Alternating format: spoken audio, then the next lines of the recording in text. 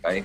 Terima kasih dari temannya Pak Prabowo, Menhan, Partai Gerindra, ke temannya Pak SBY, Partai Demokrat, Pak Herman Kairon.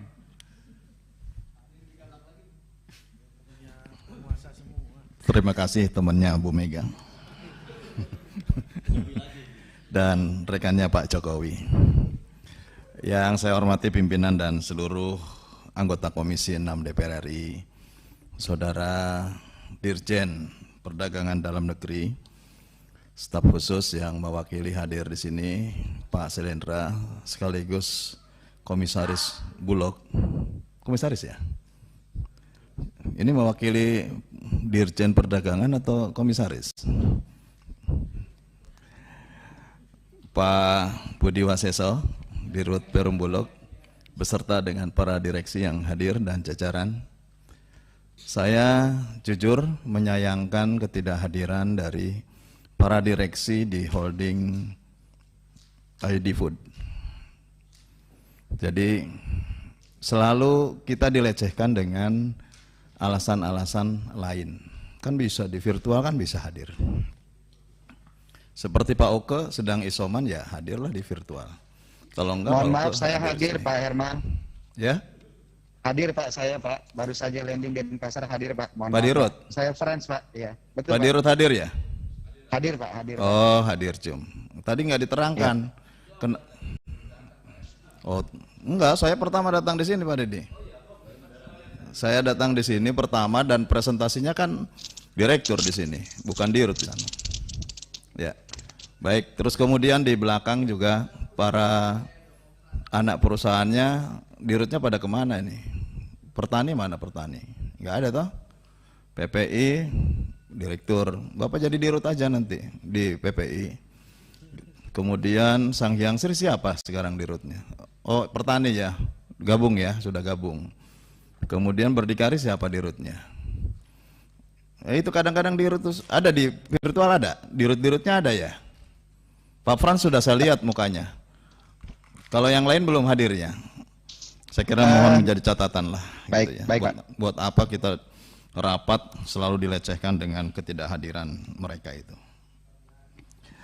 Terima kasih Pak Bimo. Saya akan mengkritisi. Pak Herman, saya jelaskan dulu mengenai kehadiran dirut di rapat-rapat dengan Komisi 6 atau DPR. Jangan dikesankan seolah-olah kita hanya ingin gagah-gagahan atau ingin dihormati. Kita ingin mengambil keputusan yang kadang itu wilayah politik antara DPR, wilayah politik DPR dengan pengambil decision utama di korporasi. Nah, ini yang kadang media menangkapnya seolah-olah DPR ini minta ditinggi-tinggikan. Misalnya contohnya pada saat kunjungan kerja kita di daerah, ketemu kepala dinas, ketemu bupati, wali kota, ada berbagai persoalan yang terkait subsidi dan terkait dengan penugasan pemerintah. Masalahnya ketemu, harusnya bisa kita eksekusi di kunjungan kerja itu, karena yang hadir hanya manajer atau GM area, itu hanya informatif. Ini mohon saya luruskan. Kalau toh terpaksa ada hal yang penting, kami tetap bisa memahami ketidakhadirannya. Tapi kalau toh memang itu hal yang perlu hadir, terpaksa kadang kita tunda rapat-rapat itu. Ya. Saya kira itu ya teman-teman ya. Terima kasih. Silakan Pak Herman. Ya, terima kasih penjelasannya. Tapi saya tidak perlu menjelaskan karena bagian daripada tugas dan fungsi pokok korporasi itu adanya di dirut. Tanggung jawab secara menyeluruh itu adalah dirut. Seperti Pak Budi Waseso hari ini.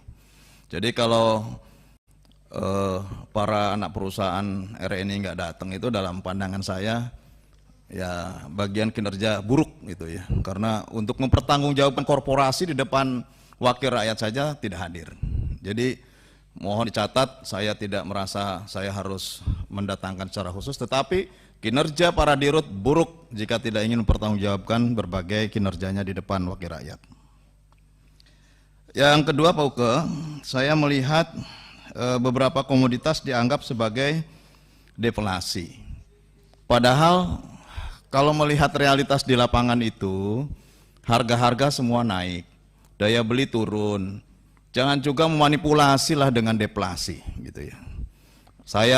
Statement saya ini karena kok laporan Kementerian Perdagangan dari kemarin yang disampaikan oleh Menteri dan disampaikan oleh Dirjen Perdagangan saat ini bertolak belakang dengan apa yang terjadi di masyarakat. Saya entah sumber datanya dari mana, saya tidak tahu. Tetapi kalau ini merupakan laporan harian yang bisa diupload, bisa diupdate, dan tentu ini bisa dijadikan informasi kepada masyarakat, menurut saya menyesatkan. Karena kalau sudah datanya seperti ini, dianggapnya biasa-biasa saja, tidak ada masalah di masyarakat. Padahal masalah di masyarakat itu banyak sekali hari ini. Jadi saya minta data ini tolong disajikan dengan benar. Karena baseline data inilah yang menurut saya ini adalah sebagai sumber informasi untuk mengambil solusi. Yang ketiga, Pak Oke, kalau bicaranya seperti ini saja setiap tahun akan terjadi hal yang buruk seperti ini. Ya, saya tidak ingin flashback terlalu jauh, tetapi paling tidak bahwa kalau hanya pada konsepsi kemudian selalu melahirkan kebijakan-kebijakan yang spontanitas, kemudian tidak memiliki kebijakan yang jauh kita melihat ke depan, akan terjadi persoalan-persoalan seperti ini. Pak Oke tahu, saya dan meyakini, kalaupun kemudian ada solusi-solusi dengan subsidi harga, subsidi selisih harga, kemudian menugaskan Perum Bulog, menugaskan ID Food. Tahu nggak bahwa ini tidak seutuhnya juga bisa menguntungkan berbagai pihak. Bahkan boleh jadi juga akan menguntungkan korporasi, akan merugikan Bulog, akan merugikan ID Food dan anak-anak perusahaannya. Karena penugasan seringkali tidak ada kebijakan yang komprehensif. Penunjukannya ada, sumber uangnya tidak ada. Akhirnya harus pakai pihak ketiga. Begitu melaporkan, piutangnya lambat dibayar, ada beban bunganya tidak dibayar, menjadi tanggung jawab korporasi. Ini harus menjadi catatan. Sebetulnya pada waktu pembahasan di Undang-Undang BUMN sudah benar, Pak, bahwa segala penugasan harus betul-betul dihitung untung ruginya bagi korporasi. Meski pada akhirnya rakyat merasakan lebih rendah atau lebih merasakan harga yang terjangkau akibat ada subsidi harga. Tapi korporasinya jangan dibuat rugi, jangan dikorbankan gitu ya. Yang keempat, Pak Oke, saya sendiri agak aneh bahwa sekarang ini ratas seolah-olah menjadi segalanya. Sehingga lahir peraturan Menteri Perindustrian 08 tahun 2022 didasarkan kepada ratas. Itu meskipun tadi sudah dikritisi sangat bertentangan dengan undang-undang. Undang-undang itu adalah blue book bagi kementerian untuk menjalankan sesuai dengan tugas pokok fungsi atau sesuai dengan kewenangannya. Nah, kalau kemudian ratas mengambil alih posisi itu, siapa yang akan disalahkan? Menurut saya ya kembalikan saja kepada undang-undangnya. Mohon ini menjadi kesimpulan Pak Bimo bahwa berbagai keputusan strategis terhadap langkah-langkah taktis untuk menyelesaikan persoalan di rakyat harus berpegang teguh kepada undang-undang. Permen 08 2022 cacat hukum. Catatan saya cacat hukum. Gitu. Tupoksinya mau di mana saja, ya silakan. Tapi lihat undang-undangnya. Kalau undang-undangnya memberikan ruang untuk bisa dimanapun berada, ya nggak apa-apa. Tapi kalau kemudian ada batasan bahwa yang disebut sektor industri itu hanya pada gudang lini 1, ya sampai situ. Selebihnya menjadi tupoksi yang lain sesuai dengan perundang-undangan yang ada di Kementerian Perdagangan. Ini catatan saya ini. Mohon bersingkat, Pak. Ya. Kemudian yang kelima, Pak Oke, ini kan ada, coba dikoordinasikan antara Kementerian Perdagangan. Jika memang ada kesulitan-kesulitan untuk bisa menenteramkan harga. Menenteramkan harga itu supaya tidak bergejolak harga itu. Gitu. Ya dari sekarang ditenteramkan. Bukan hanya mau Ramadan Idul Fitri baru kemudian ada penugasan. Padahal kan kenaikan itu sejak kemarin-kemarin. Pak Oke juga perlu menjadi catatan. Sebelum ada perang Rusia, Ukraina juga harga minyak goreng itu sudah naik gitu. Jadi jangan kemudian disalahkan perang di luar negeri sana, terhadap kenaikan minyak goreng. Ini nggak fair gitu ya. Karena apa? Kita akan sulit mencari solusi kalau terlalu banyak alasan yang dibuat-buat. Kemudian saya ke Bulog. Bulog ini kan juga gudangnya besar Pak ya. Saya kira bisa memberikan support terhadap yang saya namakan stok pangan pokok milik negara. Jadi Pak Oke, tapi jangan hanya memberikan tugas, karena Perum Bulog juga kesulitan dalam bidang pendanaan. Tugaskan dari sekarang, Pak Oke membuat neraca perdagangan dalam negeri, mana saja yang perlu diimpor, atau mana saja yang memang ini bisa berbasiskan terhadap swasembada pangan. Kalau yang swasembada ya sedikit saja cukuplah untuk stoknya. Tetapi kalau yang impor mungkin harus menghitung triwulan paling tidak.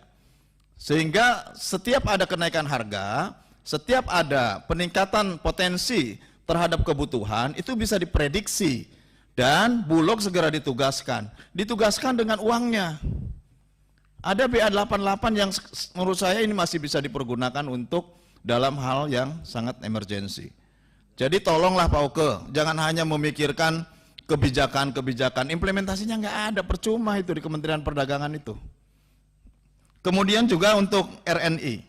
Jadi Bulog menurut saya jangan kemudian juga dikooptasi dengan BPN. BPN aja belum efektif sampai sekarang. Strukturnya aja belum ada, baru ada kepala badannya aja dengan wakil. Yang lainnya belum ada, belum bisa kerja. Percaya saya 1-2 tahun baru bisa kerja dia. Anggarannya belum ada. Apa yang akan menjadi jaminan mereka bisa mendapatkan dana dari mana? Kalau tidak ada anggaran pemerintah nggak bisa bergerak. Percaya saya. Di struktur negara atau korporasi negara, kalau tidak ada uang itu tidak bisa jalan gitu. Yang bisa jalan anggota DPR, nggak ada uang pun anggota DPR itu bisa cari suara gitu. Terakhir kepada RNI. RNI juga Pak Frans ada ya? Ada Pak. Mudah-mudahan bisa melahirkan kebijakan-kebijakan baru. Semenjak Pak Eko, kemudian Pak Arief yang sekarang menjadi kepala Badan Pangan, saya kritisi terus. Karena ya kebijakannya, konsepnya bagus-bagus. Tapi ya ujung-ujungnya pabrik gula berkurang terus. Usahanya RNI semakin tidak ada. Yang tidak relevan dengan usahanya dijual, didevastasi. Kemudian yang relevan dengan anak perusahaan diserahkan kepada anak perusahaan. Mau usaha apa RNI gitu ya. Jadi tolong juga di mana core bisnisnya RNI ini dan mana yang akan menjadi kekuatan terhadap anak-anak perusahaan. Oh, anak-anak perusahaannya juga rugi semua, kecuali PPI masih bisa bertahan. Tapi kalau bicara masalah Perindo, kemudian Pertani, ini perusahaan-perusahaan yang digaji aja sudah untung gitu. Mungkin hari ini aja gajiannya telah terus gitu ya. Yang terakhir untuk RNI, saya mohon penyelesaian pabrik gula Jati 7 secara adil. Jangan rakyat sampai saat ini dikriminalisasi terus. Saya dengar sudah bosan ya, bahwa jawaban-jawabannya tidak pernah ada jawaban yang pasti. Jawabannya selalu ngambang, abu-abu. Persoalannya berjalan terus di dapil saya. Ini suara dapil.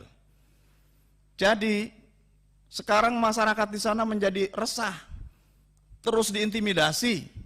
Saya tahu yang membiayai itu adalah pabrik gula Jati 7. Hentikan itu pembiayaan yang nggak jelas untuk hal-hal yang mengintimidasi rakyat. Saya minta selesaikan secara adil. Sekarang sudah 7 orang di penjara, sudah 2 orang meninggal. Jangan membuat resah masyarakat di sana. Pakai cara-cara yang persuasif, cara-cara yang baik. Kehadiran saudara di sana adalah untuk mensejahterakan rakyat, bukan untuk mensengsarakan rakyat. Jadi tolong, ini betul-betul menjadi perhatian khusus Pak Frans. Pak Frans sekarang masuk menjadi dirut RNI, berikan perhatian khusus kepada masyarakat di sekitar pabrik gula Jati 7. Hentikan kriminalisasi dan berikan keadilan kepada mereka. Sehingga betul-betul kehadiran BUMN di tengah masyarakat ini bisa terasa. Saya juga banyak mendapatkan data terkait dengan dana KUR, pinjaman KUR yang sekarang menjadi tanggung jawab masyarakat. Kemana pertanggungjawaban Anda sebagai apalis? KUR yang diturunkan sebesar kurang lebih 20 juta, sewa tanah 4 juta, kemana dana yang sebesar itu? Dikalikan dengan 12.000 hektar di sana. Saya minta pertanggungjawaban secara terbuka, transparan. Jangan kemudian demi kepentingan tertentu, termasuk saya minta kepada aparat penegak hukum. Jika memang di sana ada korupsi, tindak sekeras-kerasnya. Jadi tolong, kehadiran di sana sekali lagi harus bermanfaat bagi masyarakat. Jangan kemudian masyarakat sekarang terintimidasi dengan keinginan dan tujuan korporasi. Anda itu BUMN, Badan Usaha Milik Negara, tanahnya tanah negara. Tolong berikan yang terbaik bagi rakyat. Saya kira demikian, Pak. Terima kasih. Suara dapil saya ini penting untuk mendapatkan perhatian khusus, terutama dari Komisi 6. Assalamualaikum warahmatullahi wabarakatuh.